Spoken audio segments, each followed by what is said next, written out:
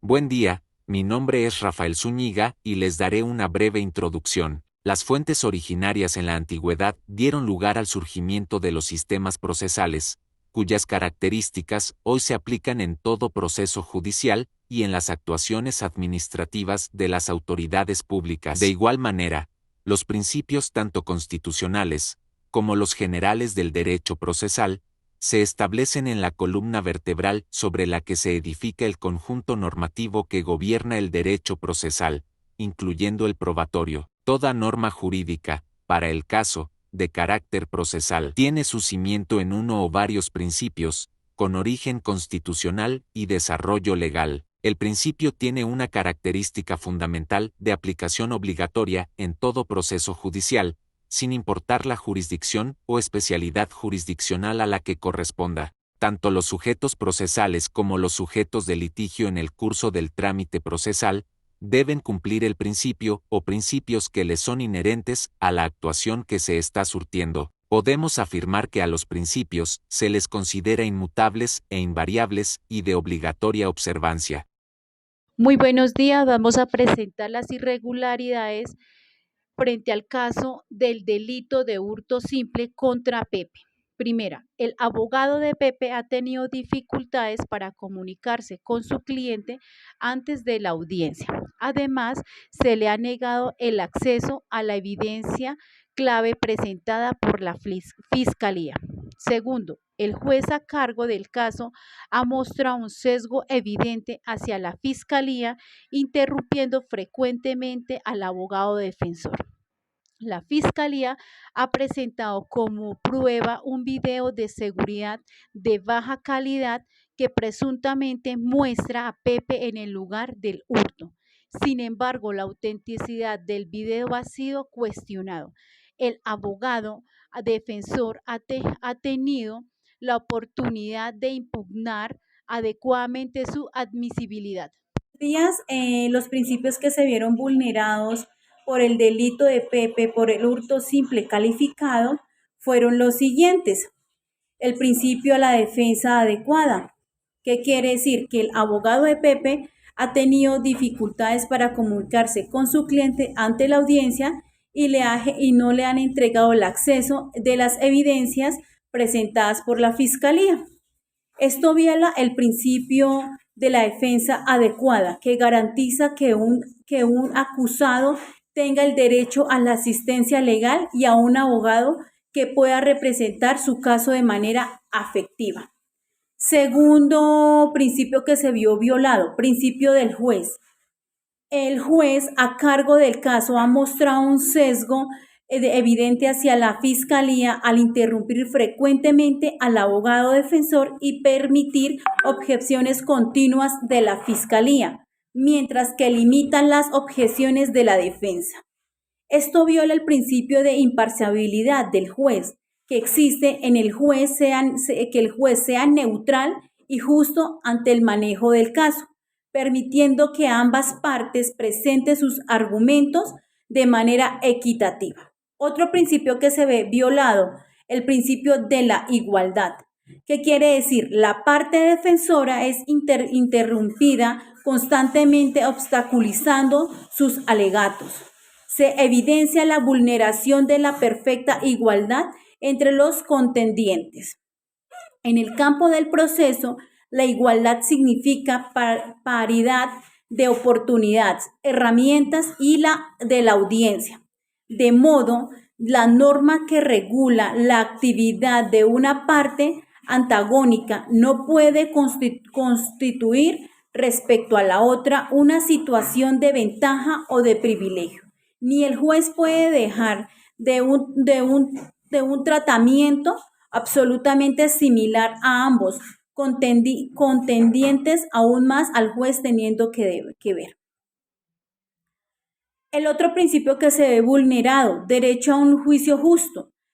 Este juicio, la autoridad en el video presentado como prueba por la Fiscalía ha sido cuestionado y el abogado defensor no ha tenido la oportunidad de impugnar adecuadamente su admisibilidad. ¿Esto qué quiere decir? Que se está violando el principio del derecho de un juicio justo, que garantiza que las pruebas presentadas en el juicio sean confiables y que las partes tengan la oportunidad de cuestionar la evidencia contra ella. Por último, el debido proceso legal. En general, el caso presentado una serie de irregularidades que indican una falta de debido proceso legal. El debido proceso legal es un principio fundamental que asegura que los acusados reciban un juicio justo y equitativo y representa sus derechos durante todo el proceso. Muchas gracias. Listo. Muy buenas, mi nombre es Liliana Fragoso y le voy a hablar acerca de las acciones que deben de tomarse para abordar las irregularidades observadas en la audiencia. Para garantizar un juicio justo en el caso de Pepe y Juan, se debe exigir legalmente que sean aplicadas las garantías de los siguientes principios de derecho procesal. Derecho a la defensa adecuada. El abogado de Pepe debió haber tenido acceso oportuno y adecuado a su cliente para preparar su defensa de forma efectiva. El abogado defensor debería haber tenido acceso a toda la evidencia presentada por la Fiscalía, incluyendo el video de seguridad para poder revisar y gestionarla adecuadamente. Imparcialidad del juez. El juez debió ser imparcial, neutral en el manejo del caso, permitiendo a ambas partes presentar sus argumentos sin interrupciones injustificadas. Debe aplicar las mismas reglas en cuanto a objeciones para ambas partes, asegurando un proceso justo y equitativo. Derecho a un juicio justo. La autenticidad del video de seguridad debió haber sido cuestionada y evaluada antes de su admisión como prueba. El abogado defensor debió haber tenido la oportunidad de impugnar la admisibilidad del video y presentar pruebas y argumentos en contra de su autenticidad. El juez debió asegurar que las pruebas presentadas fueran confiables y cumplieran con las normas legales. El debido proceso. Se debió haber seguido el procedimiento legal establecido, asegurando que se respetaran los derechos de Pepe en cada etapa del proceso. Las partes deberían haber tenido la oportunidad de presentar argumentos, pruebas y testigos de manera justa y equitativa, siguiendo las reglas procesales adecuadas. Muchas gracias por su atención. En concordancia con el punto anterior, me comprendió cuáles son las implicaciones legales y éticas de las violaciones de principios del derecho procesal en el caso de Juan. Implica la vulneración de principios constitucionales en su esencia, que tienen la función de defender y preservar el valor de la justicia, reconocida en el preámbulo de la Carta Fundamental como una garantía de la convivencia social de los integrantes de la sociedad. Siguiente, atenta contra la formalidad que debe observarse en cualquier procedimiento legal para asegurar o defender los derechos y libertades de toda persona causada de cometer delito. Siguiente punto, implicaciones éticas tales como la violación de derechos fundamentales y las garantías que debe tener toda persona independiente si es culpable o no.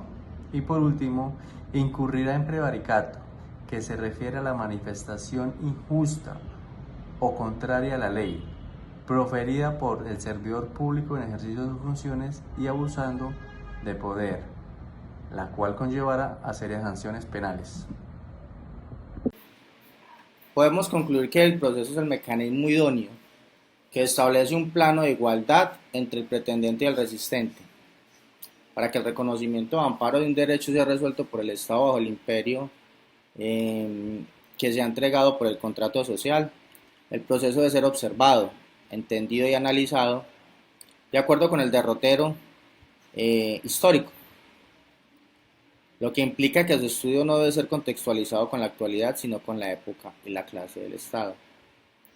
En el proceso, cualquiera de las etapas es imprescindible para la consecución del resultado o juicio, pero el hecho de surtirse inexorablemente todas las etapas. No concluye ineludiblemente que el resultado sea el esperado. En palabras del maestro Alfredo Alvarado Belloso, el proceso es uno de los inventos más importantes de la sociedad, pues es un medio pacífico respaldado por un debate dialéctico que permite solucionar un conflicto sin el uso de la fuerza. De Contera es la razón, la que predominará en el duelo argumental, pacificación de la convivencia social. El juez, como parte del proceso, no tiene injerencia entre el pretendiente y el resistente.